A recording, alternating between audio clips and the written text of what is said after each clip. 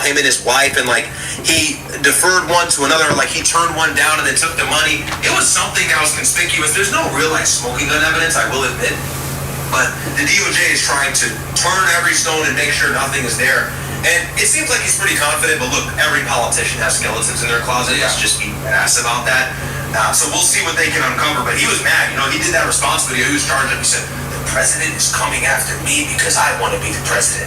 And he was pissed. But it's look, I'll admit, like Donald Trump is a great example of utilizing executive power to its fullest extent. Okay, and he will not shy away from going after his enemies. But look, they went after him first, man. I ain't gonna lie. They kind of did. They went after him first. So I can see why bro's mad because they actually had a witch hunt against the dude.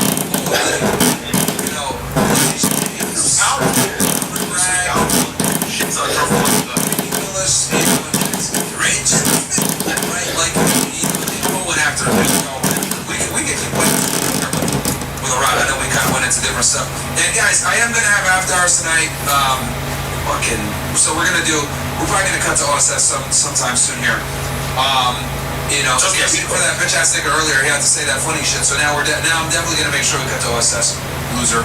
But yeah, let's keep running this clip here. And I'm gonna do OSS with my bro. Well, go ahead. And you guys are gonna see me unhinged for once, or not unhinged, but you better see. We gotta not be too censored. Politically correct. Yeah, Ken Rose, thumbs up, thank you so much. And then Seven Risk says, "Nice to meet both of you guys at UCLA. They'll be re-out for hanging out with me, real ones." Yeah, nice to meet you as well. I think I remember you, bro. It was great meeting you. Great meeting you, my friend. All right, let's get back to the video. Sorry, guys, we went into a whole different, but this stuff is all important and relevant, honestly. So, that Steve Witkoff will be with the other negotiating team in Doha on Tuesday. Quite what they're hoping to achieve would perhaps mean an end to the fighting that we've seen, the breaches of the ceasefire from both sides.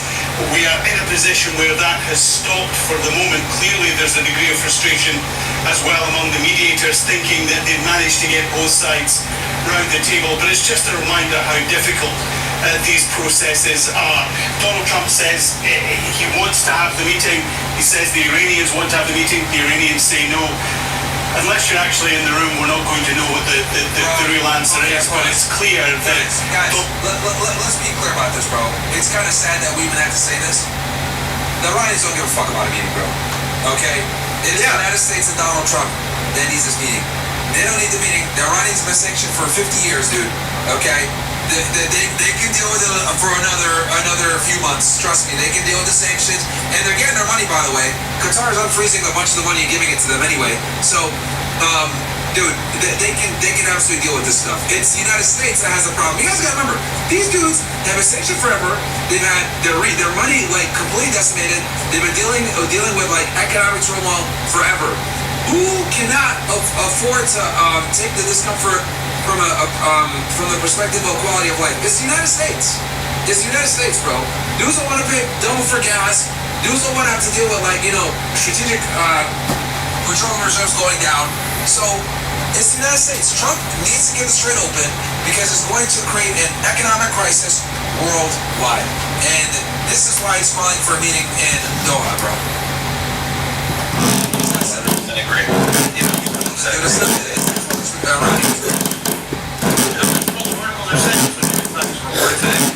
Says delegation but not for calls to the U.S. Like, bro. Oh, really? What are they going to do that for? Yeah. It seems like they're only talking to Qatar about potentially unfreezing more assets and then telling Qatar to tell the United States to cut the bullshit. Because we were really aggressive in our response to them striking that vessel in the Omani waterway, and as a result, they hit Bahrain and Kuwait. That was over the weekend. But, tit for tat, like always with the MOU and the previous peace deal. But the biggest thing now is like, at any time there's kind of any sort of kinetic back and forth between U.S. and Iran says, okay, no problem. We're going to delay these talks we desperately want. They do that every time. So it seems like they kind of just delay and stall and say, we'll talk tomorrow, we'll talk next week, we'll talk tomorrow maybe in Cyprus. Or you know what, we'll talk next Friday, we'll do it in Geneva. Like, they really hold the control there. You got to pay attention to that. Like, people just think that the U.S. is like doing diplomacy and being the good. No, we're like this, bro. Like I'm gotta shoot it straight. So yeah, Donald Trump wants to move on. He's realized that destroying them militarily can't do anything. Unfortunately, doesn't work. You can destroy them militarily all day. That's fine. Like no one's doubting that. Let me be clear. They are destroying them militarily, but Iran is prepared for that, and that doesn't matter. Like, yeah, 100%. And if we keep hitting them militarily, they're just gonna hit a desalination plant in Saudi Arabia or some shit. You know, so yeah, somewhere military. From this, everything else, as he says, is a big yawn. Mohammed Val has the latest from Tehran on the Iranian perspective ahead of a potential meeting in Doha. Quite a lot of statements today by Iranian leaders, including the president, deputy foreign minister for legal affairs, and also the spokesman of the foreign ministry about the matters of concern today for Iran, including that delegation that is going to be sent to Doha. Contrary to what the Americans say, there will be, according to the Iranians, no high-level delegation for dialogue talks with the Americans in. There you go. There you go. There you go right there. Yeah, bro. You know what probably happened, real talk? He knew that they were gonna go to Qatar, and he's like, you know, we're just gonna invite ourselves. We're gonna show them. We're gonna show them and do indirect talks. Just send Jared and Steve. Like, nah. Yeah. They don't want to talk to Jared. They've had it with Jared and Steve. Oh, dude. Oh my God, bro. The Iranians hate those niggas, bro. They hate them, dude, because they know, like. Just so you guys know, Jared Kushner and Steve Witkoff, for those of you guys that don't know who these niggas are, Witkoff is like Trump's golfing buddy, like a real estate guy, okay? And Kushner is a son-in-law, another real estate guy. These dudes know nothing about, like, you know, sensitive geopolitical negotiations. They don't know any of that. These dudes are real estate guys from New York. And they also have, like, you know, some vested interest. So, what are we doing here? Like, barely even has to have a background check clear. Like, what are we doing here? You know? Very unprofessional. And that's one of Trump's greatest weaknesses. Say what you want. Yeah, the political uncorrectness is refreshing and needed, but in doses at precise times. You know, not right now. Not sending your best mate that you're trying to steal Albania with to fucking, you know, Qatar to have this peace talk. Like, bro, not the guy actually. You know? If that's the case, I'll take JD going over there. Like, he's got perhaps worse. Like, no, they're dimwits, and then it's like, yo, they're friends with Netanyahu, bro. Yeah. Like, what? Kushner. They have a big history. For those of you guys that don't know, like, Kushner, Netanyahu used to sleep in his bed and kick this nigga to the couch, bro. Like Kushner's father was very close to Netanyahu. Every time he came to the United States or come to New York, you would go stay there. So it's like, this is the guy that Kushner is. Could you imagine you're the Iranian government and you're negotiating with, like, a family friend of your top op? Yeah, it's crazy. That's crazy. These niggas was probably slaying hoes together and everything. They was locked in the same way Trump and Epstein were locked in Mar-a-Lago. Yeah, looking at the hoes, it's probably like the same kind of relationship. And, you know, this is what it is, right? This is what it is. I've always said it, and people get mad at me, but MAGA is certainly synonymous with Israel. It's the same thing, bro. You know, they act for one another in every single way. And Thomas Massey was the greatest show of proof for that, by the way. Yeah. So, there will be a technical team that will be sent there to discuss not the next phase of political talks between the two countries, but rather the implementation, the level of implementation, and the status of the implementation of the Memorandum of Understanding. Iran has lots of objections and concerns and criticism regarding the slowness of the pace of implementation, including Article 1 in that Memorandum of Understanding about the ceasefire in South Lebanon, but also about Article 5. There seems to be a misunderstanding between the Americans and the Iranians about the implementation of Article 5, while Iran considers that that article gives it the prerogative and the authority to organize traffic in the Strait of Hormuz for the next 60 days or for the 60 days of negotiations before reaching a final deal. The Americans seem to believe that Iran has just to step aside and let the traffic flow freely, and Iran has lots of concerns regarding the oil. yeah, and this is the biggest issue with that. Like I said, this is a testament to what I said earlier. The MOU is always dependent on both parties being satisfied. You got the Article 5 military instructions, make it clear, get the mines out, don't hit the ships. But if Iran feels like their needs aren't being met, then they can just recall them. So until this is done, it's like another 60 days of, this 60-day buffer is just really like, hey, all is on the table until we really decide that it's all over, you know? So it's just more vague, like kind of ambiguous agreements that ultimately lead to nothing. Of new routes through the Strait of Hormuz near the Omani side of that waterway. They think that that has been done without coordination with Iran and that it is violating Article 5 of the Memorandum of Understanding. Also, the Iranian delegation will discuss the unfreezing of Iranian assets, particularly after the Americans announced that there will be provision for $6 billion in Qatar to be released at the first stage. So that's something that is going to be discussed between the Iranians and the Qatari and Pakistani media. You know, they're making so much money as a result of this. Like, the sympathy money that they're being given for the U.S. and Israeli actions are just unbelievable. Like, $6 billion unfrozen. And Asia too paying for the reparation, because Asia's going to be putting in a good amount of that money as well.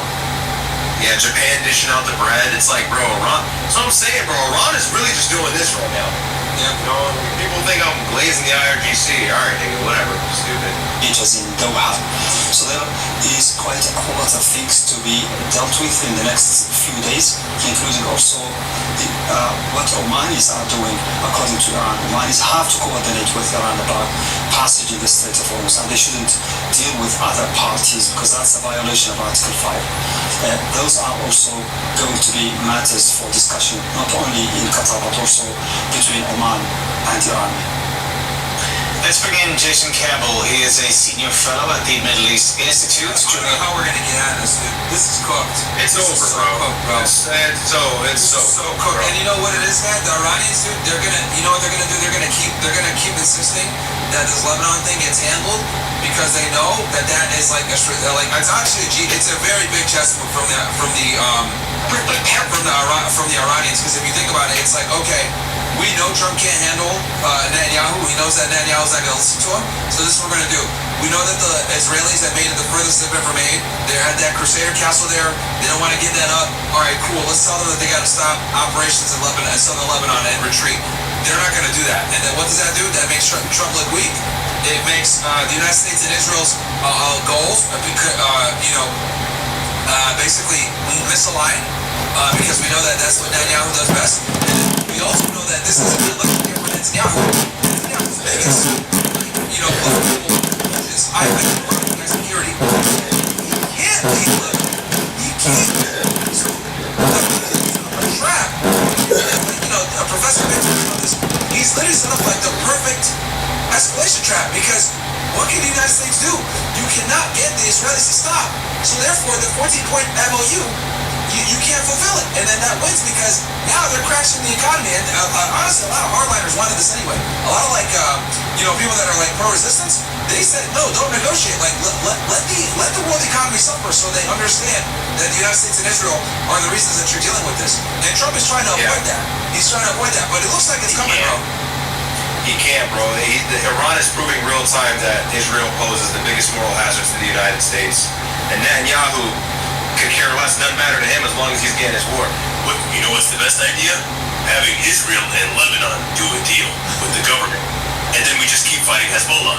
It's like, we're like, bro, this is literally all in the script. So, maybe we could try and meet with the president of Lebanon. Who the fuck is the you know what, nigga, who the fuck cares about the president of Lebanon? Nigga, you're a nobody. I didn't even know his name till this conflict started. I'm pretty good at that stuff over there. You give a fuck about this nigga? Oh, the president of Lebanon's in the U.S. Bro, if it's not Hezbollah, actually, who gives a fuck? Yeah, like, bro. They really think they're low trying to do this peace deal. W. Frank. Israelis think they're low trying to do this peace deal. And meanwhile, Netanyahu is just absolutely getting exactly what he wants. Perfect chess play for him. Now we're working with Lebanese government to free the people. And now there's civil war and buildings are being blown up, and it's all because of Hezbollah. Like, oh, bro, really? Oh, did you see what they're going into southern Syria too? Did you see that? Yeah, bro. Actually, I believe the president of Syria released a statement in response to that. He's been pretty. Look, everybody does the like, oh, he's CIA, whatever. He's been condemning Israel pretty consistently. Oh, yeah. They're going for everything. He hates Israel, bro. Yeah, bro. People think like he's this like Israeli plant. I see like a lot of my Palestinian friends, they say that it's like he's this Israeli plant. It's like, bro, you sound so dumb. Yeah, like, are you just jealous because Syria got liberated? Like, I get it. He's not a supporter of the resistance, but people gotta understand that he can't because he's gonna get blown to smithereens if he is. Like, people don't understand that if he didn't kick those IRGC niggas out, he would have got cooked, bro. Bro, I literally, I'm glad you brought this up. We have to just touch on this for a second. You know, in the Arab Muslim world, and I could care less to glaze Syria, you know, like, but in the Arab Muslim world, there's this idea that like Mohammed Jolani or Ahmed Ashar, whatever you want to call him at this point, the president of Syria, former ISIS, al-Nusra, all the different names that he remembers. He's this CIA plan, fine, whatever. He's backing some US, there was indirect threat. Okay, fine. The guy is definitely not like some plant that just wants to help Israel. If Israel calls this brand new president up and says, hey bro, Mr. Shar, we need to use your airspace, what's he gonna say? No, they're gonna blow him out the fucking sky, you dumbass. They blew up the clouds already. The dude has no military. He doesn't have any legitimate presentation on the global scale yet. He has no power yet. He's trying to broker deals with Qatar for electricity and stuff, and so he's succeeding in that. And Syria is stabilizing, but he has to tread very lightly in his beginning stages of power, or else Israel will shut that shit down and regime change him overnight. Syria is the easiest country, I'd argue, one of the easiest to regime change right now. Yep. One of the most fragile and developing economies. There's no way this guy can just go against Israel and be based and bring up the caliphate. Are you retarded? Like, so that shit bothers me. And I could care less about him, but it's just like people jump to the conspiracies, like he's CIA. He's like, actually no, you can't defy Israel and share a border with them because they will nuke you out of orbit. Yeah. Dumbass. And by the way, they tried last July. They killed a bunch of high-ranking officials. Remember when they bombed Syria out of nowhere, by the way? They did it. Who knows what they were trying to do? They claimed it was because of the Druze, but we know that's cap, bro. It wasn't because of the Druze, bro. Like, they were trying to let... They were fighting the Druze in the south. Yeah. Like, nah, bro. They're trying to weaken that new government, and they're trying to show him we can kill you whenever we want. Yep. And it's the same message. That's true. Yeah, that's very true. So he has to tread very lightly. Do I keep Syria stable after all of the years of oppression with the Assad regime and give the people sovereignty and right to self-determination after so many years of a brutal regime? Or do I be based and sabotage the country's leadership overnight? You know what I mean? Like, he has to be careful. He really only has to. I would say once Trump is... Because Trump admitted, finally, me and you said this for a while, but, like, Trump put him in.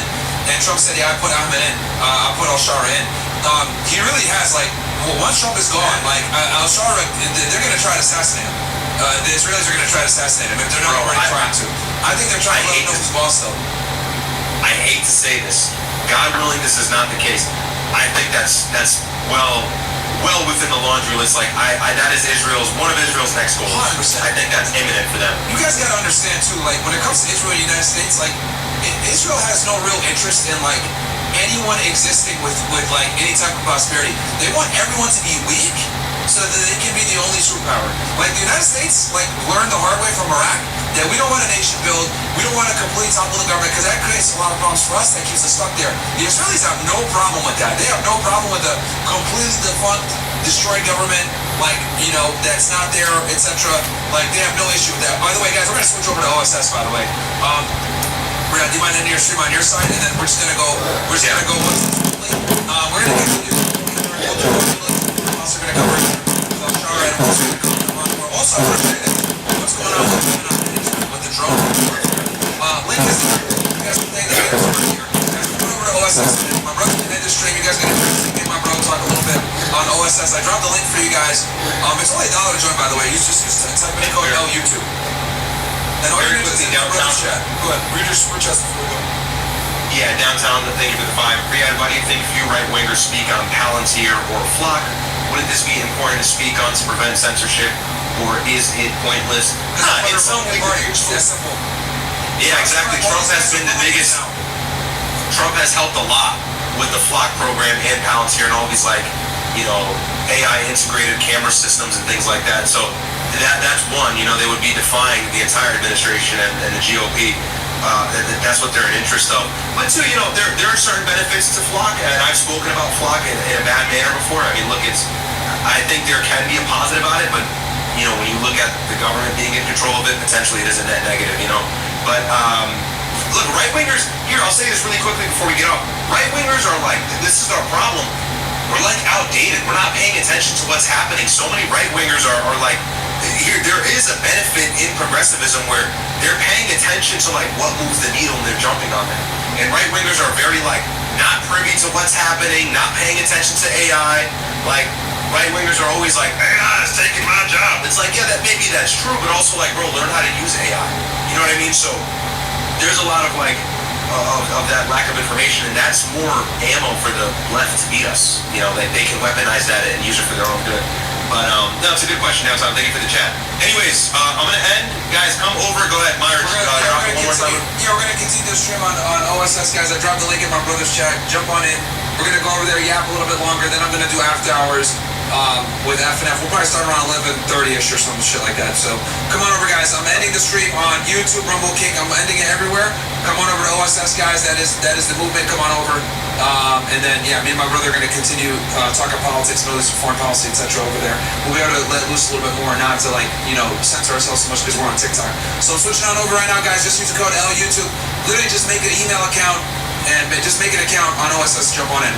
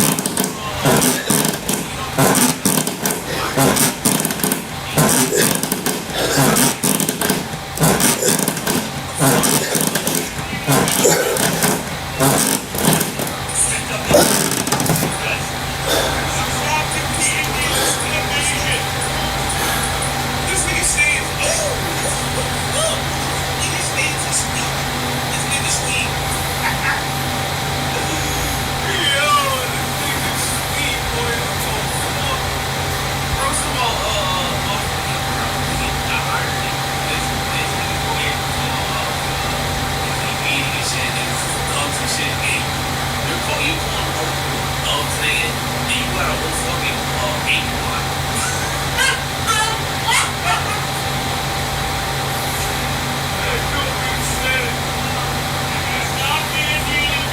Now, what's the amen to the Canada? I mean, does he sit there thinking, he's saying amen to, like the Rome, like some Rome.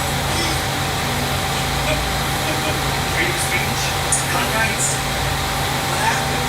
You guys are a great country. You've done everything from me. Yeah, I know.